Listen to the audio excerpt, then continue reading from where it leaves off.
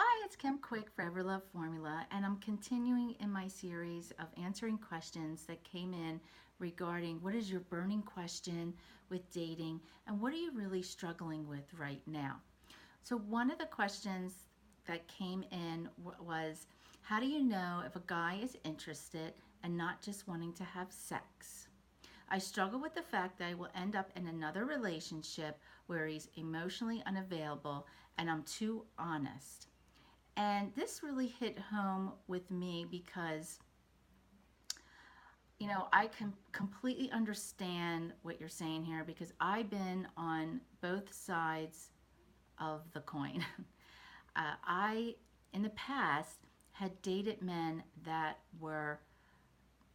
did not want a commitment, or I felt that were using me for sex. And there were signs, and I ignored them. And I'm sure you probably see signs too. And so those signs are, number one, does he consistently show up? Does he consistently do what he says he's going to do? If he says, oh, let's get together this weekend, does he follow through with that? Does he call when he says he's going to call? Those are really important things. And that's what type of man that you want anyway, someone who's going to consistently show up. Um, because, just to give you an example, I had dated a man off and on for 2 years. We had great sex together. But you know what? There was no consistency there. I never met his friends or his family. He didn't call me in advance to go out on the weekends. I actually called him most of the time, so he wasn't showing much effort. And and there were signs, and I ignored him because I had this hope that it was going to turn into something differently because I was attracted towards him. And obviously, he was using me for sex. So the other thing too is don't have sex unless you do have a commitment, unless you've talked about that.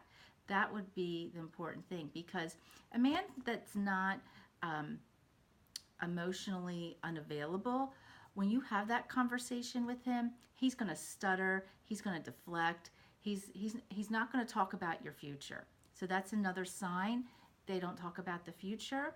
Um, if you bring up things that are bothering you, he doesn't want to talk about it. He doesn't honor your feelings.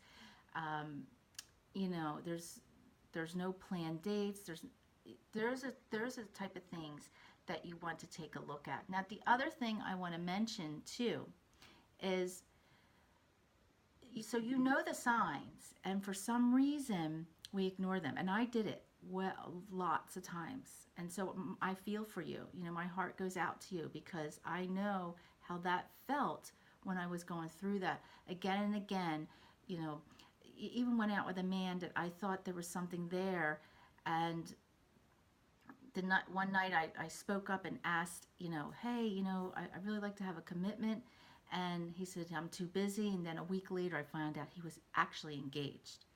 And so, that tore my heart out. And I understand. And there's something that you can resolve because I resolved it. I have a man that I'm married to now that is amazing, that treats me like a queen, consistently shows up, loyal, cherishes me, loves me.